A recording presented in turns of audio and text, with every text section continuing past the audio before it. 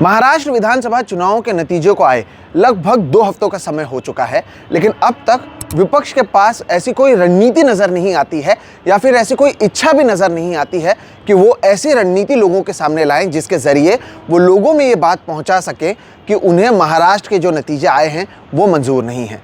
इसके साथ ही इंडिया गठबंधन, जिसका चयन इसलिए किया गया था ताकि नरेंद्र मोदी और उनके साथ एनडीए में शामिल जो पार्टियां हैं उन्हें चुनौती दे सके, अब इंडिया गठबंधन के लोग आपस में ही लड़ते नजर आ रहे हैं, चाहे वो महाराष्ट्र की बात हो या फिर पश्चिम बंगाल की बात हो या फिर दिल्ली में इंडिया गठबंधन का नेतृत्व कौन करेगा उसकी बात हो।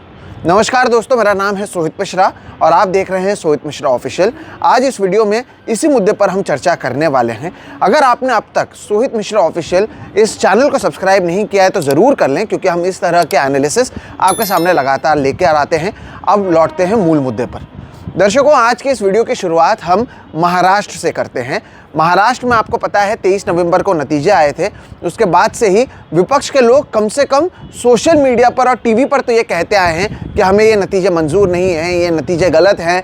यहाँ पर जो है वो चुनाव आयोग को लेकर कई तरह के सवाल लगातार उठाते रहे हैं। इस सब के बीच में विपक्ष ने ज़मीन पर 0, 0, अंडा कोई काम नहीं किया, ना ही कहीं पर कोई प्रदर्शन नज़र आया।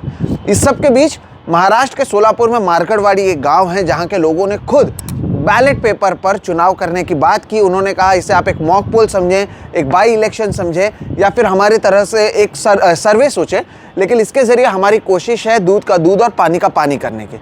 तब वहां पर मॉक पोल होने नहीं दिया था और वहां पर पुलिस ने धारा 144 लगाई थी। हमने इसके ऊपर भी वीडियो किया हुआ है, उसके लिंक भी आपको मिल जाएगा। बहरहाल ये सारी चीज़ें होने के बाद एक बार फिर से जहाँ पर ईवीएम को लेकर, चुनाव आयोग को लेकर या महाराष्ट्र के नतीजों को लेकर सवाल उठाया जा रहा है, तो वहीं अब भी विपक्ष के पास इसके जवाब में कोई भी रणनीति मौजूद दर्शकों नज़र नहीं आ रही है। अब पता है आपको अभी क्या हो रहा है? अब हो ये रहा है कि अब जब एक एक कर जितने भी विधायक चुनकर आए थे वो शपथ ले रहे थे, महाविकास आघाड़ी के नेताओं की रणनीति ये थी कि वो आज शपथ नहीं लेंगे, 24 घंटे तक वो शपथ नहीं लेंगे इसके विरोध में, लेकिन कल जाकर वो फिर से शपथ लेने वाले हैं। आखिर इससे क्या हो जाएगा? इसके साथ ही साथ अब ये पता चल पाया है कि एनसीपी प्रमुख शरद पवार उसी मार्कड़वाड़ी गांव में जाने वाले हैं जहां के लोगों ने बैलेट पेपर पर एक मॉक पोल करने की कोशिश की थी, और ये भी कहा जा रहा है कि भविष्य में राहुल गांधी भी वहां पर आएंगे। दर्शकों, अगर आप मेरी बात माने तो ये विपक्ष बहुत देरी से ये काम कर रही है। विपक्ष को ये काम शायद 23 तारीख को जब नतीजे आए थे और वो हताश और बेबस थे, उसके अगले दिन से ही शुरू करना चाहिए था, लेकिन ना ही एनसीपी शरद पवार हो, शिवसेना उद्धव ठाकरे गुट हो या फिर कांग्रेस हो, किसी के पास कोई रणनीति नज़र नहीं आ रही है। और अब भी रणनीति के नाम पर क्या है, उसी गांव में जाने की ये कोशिश कर रहे हैं जहां के लोग तो पहले से सवाल उठा रहे हैं। आप वहां पर जाकर ये कहा जा रहा है कि शरद पवार लोगों से मिलेंगे तो राहुल गांधी वहां पर एक मोर्चा निकालेंगे, ऐसी बात सामने आ रही है। आखिर उसी गांव में जाकर आप क्या हासिल कर लेंगे? आपने महाराष्ट्र के अलग अलग जगहों पर अब तक मार्कड़वाड़ी में जो हुआ था उसी तरह का प्रयोग करने की कोशिश कम से कम विपक्ष को करनी चाहिए थी, लेकिन विपक्ष ऐसा कुछ भी करता हुआ नजर नहीं आ रहा। विपक्ष अब केवल ट्विटर पर, फेसबुक पर, सोशल मीडिया पर, टीवी पर बाइट देते हैं, बयान देते हैं, ट्वीट करते हैं, इंस्टाग्राम पर कोई स्टोरी डाल देते हैं। बाबा साहेब अम्बेडकर की तस्वीर उन्होंने 6 दिसंबर को हर जगह पर चलाई, उसके आगे जाकर वो कुछ नहीं कर रहे। इससे आप क्या करना चाहते हैं? इसके ज़रिए आपकी रणनीति क्या है? ये एक बहुत बड़ा सवाल है। मेरा ना ही कांग्रेस से कोई लेना देना है, शिवसेना यूबीटी से कोई लेना देना है या एनसीपी शरद चंद्र पवार गुट से लेना देना है। एक लोकतंत्र पर भरोसा करने वाले एक नागरिक के तौर पर और एक पत्रकार के तौर पर विपक्ष से यही सवाल है कि जब आप कह रहे हैं कि आपको ये नतीजे मंजूर नहीं है, तो आपने इन नतीजों को किस तरह से चैलेंज किया, कहाँ पर चैलेंज किया? आप बताइए दर्शकों, क्या आपको पिछले 2 हफ्ते में ज़मीनी स्तर पर कहीं पर भी, बयानों को छोड़ दीजिए जो अखबार और टीवी पर आ रहे हैं, उसे छोड़कर कहीं पर भी कुछ होता हुआ नज़र आ रहा है? अगर नहीं आ रहा है तो ये जो पार्टियां अपने आप को कैडर बेस्ड पार्टियां कहती हैं वो कर क्या रही हैं? क्या आप अदालत गए? क्या आपने चुनाव आयोग के खिलाफ आवाज़ उठाई? क्या आप ज़मीन पर कहीं पर जाकर आंदोलन कर रहे हैं? हर चीज़ का जवाब मिलेगा नहीं। अब राहुल गांधी फिर से उसी मार्कड़वाड़ी में जाकर अगर मोर्चा निकालने की बात कर रहे हैं, उससे राहुल गांधी भी क्या हासिल करेंगे? आपने क्या कहीं पर साबित करने की कोशिश की कि आपके साथ गलत हुआ? केवल दिल्ली में बैठकर एक प्रेस कॉन्फ्रेंस करना, मुंबई में बैठकर 2-4 टीवी चैनल से बात करना, इसके आगे क्या विपक्ष के पास कोई रणनीति है? तो इन सभी का आपको एक ही जवाब मिलेगा, नहीं। और अगर अभी आप आ भी रहे हैं तो क्या इसमें देरी नहीं हुई है? आप अभी 2 हफ्ते बाद अगर जा रहे हैं ज़मीनी स्तर पर, तो आपका मोमेंटम तो ख़त्म हो गया ना।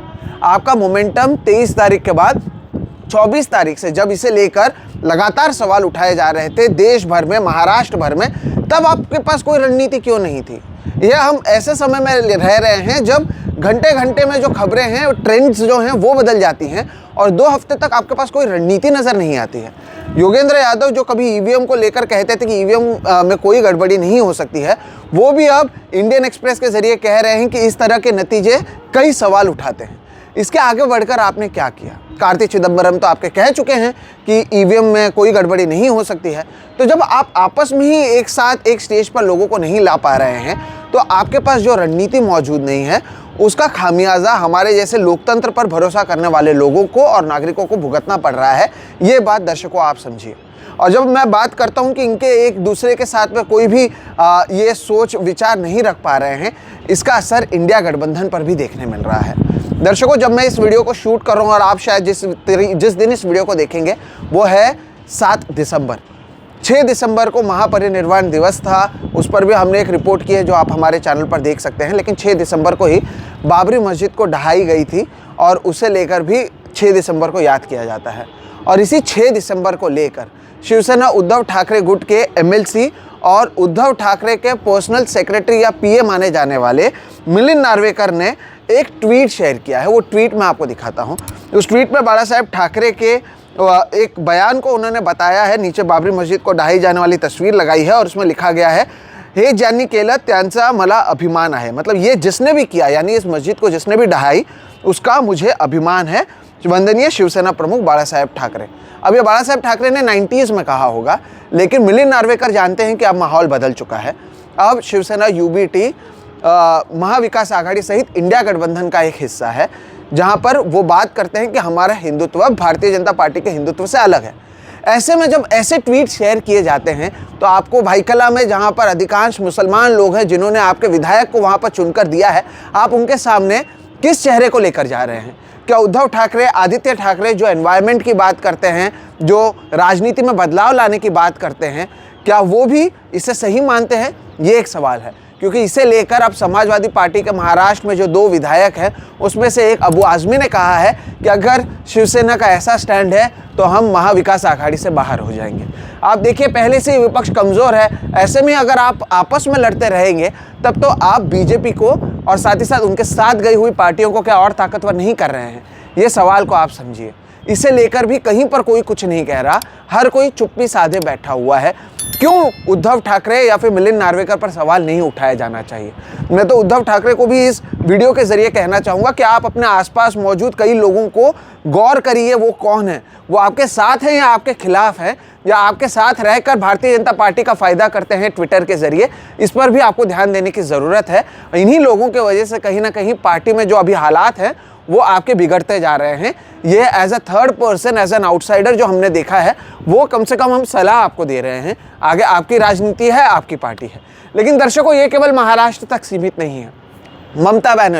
ममता बनर्जी भी राहुल गांधी को लेकर लगातार सवाल उठा रही हैं। उनका भी ये कहना है कि इंडिया गठबंधन में जो आगे जो लीड है वो ममता बनर्जी को करना चाहिए। और कहीं ना कहीं ऐसा कहा जा रहा है कि अखिलेश यादव सहित कई ऐसे लोग हैं जो इसका समर्थन भी करते हैं। आप देखिए, ये इंडिया गठबंधन, मैंने बता दिया विचारधारा के तौर पर ये कहाँ पर हैं साथ में। सीपीआईएम के लोग कहते हैं कि जब भी कोई बड़ी बातचीत होती है ये हमें यहाँ पर बुलाते नहीं हैं, वो नाराज़ चल रहे हैं। ममता बनर्जी तीसरी सबसे बड़ी पार्टी है इंडिया गठबंधन में, वो कांग्रेस के साथ में मिलकर चुनाव नहीं लड़ती हैं, वो नाराज़ चल रही हैं। ममता बनर्जी राहुल गांधी पर सवाल उठाते हैं। महाराष्ट्र में हिंदुत्व की बात और अब तो बाबरी मस्जिद की बात उद्धव ठाकरे कर रहे हैं। ऐसे में इंडिया गठबंधन एक विचारों से साथ में आई हुई पार्टी है या केवल इलेक्शन के लिए लाई गई है? क्योंकि अगर आपने इलेक्शन के लिए ही लाया था तब तो अब इस गठबंधन का कोई भी रोल नहीं है, गठबंधन खत्म हो चुका है, तब आप इसे डिक्लेयर कीजिए। और अगर ऐसा नहीं है तो इंडिया गठबंधन ने लोकसभा चुनावों के बाद कहां पर क्या रणनीति की है, ये आप मुझे बताइए। इसी ईवीएम या महाराष्ट्र को लेकर इंडिया गठबंधन की क्या रणनीति है? जब अखिलेश यादव ने लोकसभा चुनाव जीतने के बाद कहा था कि 80 में से 80 सीट भी मैं जीत जाऊं तब भी मैं ईवीएम पर सवाल उठाऊंगा, उसके बाद इंडिया गठबंधन ने इससे लेकर क्या किया? हरियाणा में चुनाव हारने के बाद इंडिया गठबंधन ने क्या किया, महाराष्ट्र में चुनाव हारने के बाद इंडिया गठबंधन ने क्या किया, और अभी आपके पास क्या बेहतरीन सोल्यूशन है कि उसी गांव में जाना जो तो सवाल उठा रहे हैं, आपके बिना सवाल उठा रहे हैं, उसी गांव में जाकर आप उन्हीं लोगों से बात करेंगे, तो इससे कोई हल नहीं निकलेगा। राज्य के लेवल पर या नेशनल लेवल पर केवल खड़गे जी के एक बयान देने से कुछ नहीं बदल जाता। केवल बयान दिए जा रहे हैं, केवल ट्विटर पर बातचीत की जा रही है, और इसलिए मुझे लगा कि ये सच्चाई भी लोगों को बताने की ज़रूरत है कि अगर बीजेपी और उनके सहयोगी मजबूत हो रहे हैं तो उसमें विपक्ष का भी बहुत बड़ा हाथ है।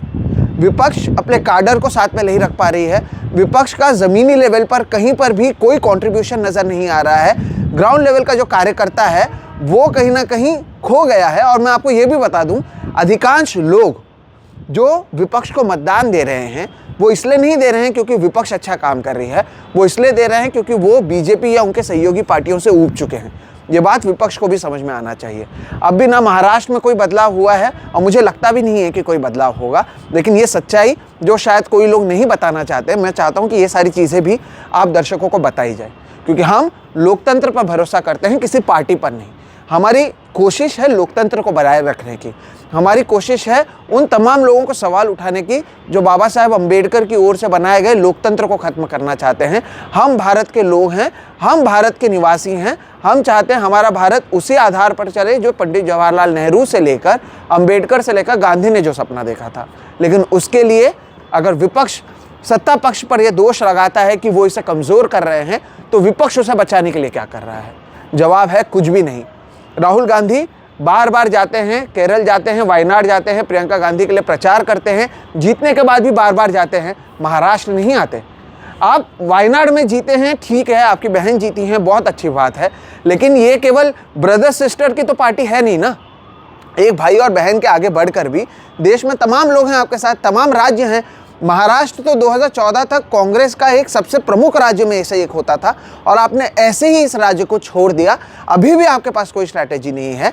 ये बात कांग्रेस के तमाम लोगों को भी समझने की ज़रूरत है। ऐसे में केवल अगर आप सिर्फ प्रेस कॉन्फ्रेंस करेंगे, आपस में लड़ेंगे, ट्विटर पर बात करेंगे, तो इससे कोई हल नहीं निकलेगा। ज़मीनी स्तर पर यहाँ पर कोई भी स्ट्रैटेजी नहीं है, और ना ही यहाँ पर कोई ऐसी रणनीति या ऐसे लोग मौजूद हैं जो आपके लिए काम कर रहे हैं। इस वीडियो के ज़रिए दर्शकों यही मैं आपको बताना चाहता था, और ये बहुत अहम बात है जो मुझे लगता है कि आपको बताना चाहिए। लोकसभा में कांग्रेस महाराष्ट्र में 13 सीटें और एक इंडिपेंडेंट 14 सीटें जीती थी महाराष्ट्र में। उसके बाद अगर इस तरह के हालात हुए हैं, अगर नरेंद्र मोदी या राहुल गांधी जो 99 सीटें आप जीते हैं, आप उसमें सोचिए 13 सीटें कितना महत्वपूर्ण है। एक राज्य ने दिया महाराष्ट्र, वहाँ पर अभी आप 20 से कम सीटें जीत पाते हैं लोक विधानसभा में, उसके बावजूद आप इस राज्य में अपने आप को फिर से मजबूत करने के लिए कुछ नहीं करते। सीनियर नेता खफा हैं, पार्टी के इंटरनल पॉलिटिक्स में बहुत सारे लोग फंसे हुए हैं, कोई रणनीति नहीं है। और मैं आपको बता दूं, कांग्रेस के नेता खुद कहते हैं कि दिल्ली में किससे बात करें पता नहीं। ऐसे में ये हमारे लोकतंत्र को क्या बचाएंगे जब ये अपने पार्टी को नहीं बचा पा रहे हैं? दर्शकों, ये समझना बहुत ज़रूरी है, और कहीं ना कहीं इस वीडियो के ज़रिए हम यही करने की कोशिश कर रहे हैं। आपको ये वीडियो कैसा लगा ज़रूर बताइएगा। तमाम विपक्ष के लोग हैं, आप इस मुद्दे को गंभीरता से लें, क्योंकि ज़ीरो लेवल की स्ट्रैटेजी ग्राउंड लेवल पर होने का असर आपके खुद के कार्यकर्ताओं पर पड़ रहा है। हम तो लोग बोल रहे थे, कल अगर आप सत्ता में आ जाते विपक्ष के लोग, तो आपके खिलाफ भी हम बोलेंगे जब आप गलत काम करेंगे। ऐसे में जो सत्ता में है उनके खिलाफ हम बोल रहे हैं, हमें आपके किसी की सर्टिफिकेट की ज़रूरत नहीं है। लेकिन अब भी आप अगर नहीं जागे तो आपकी वजह से हमारा जो लोकतंत्र है वो और कमज़ोर हो रहा है। इस वीडियो के ज़रिए वही बताने की मेरी कोशिश है। आपको ये वीडियो कैसा लगा ज़रूर बताइएगा। वीडियो पसंद आया तो इसे लाइक करें, दूसरों के साथ साझा करें। साथ ही साथ अगर अब तक आपने इस चैनल को सब्सक्राइब नहीं किया है तो वो भी कर लें। हम इस तरह के वीडियोस और बेधड़क बिना किसी के डर से जो कहना है वो हम कहते हैं। फिलहाल इतना ही। मेरा नाम है सोहित मिश्रा और आप देख रहे हैं सोहित मिश्रा ऑफिशियल। नमस्कार।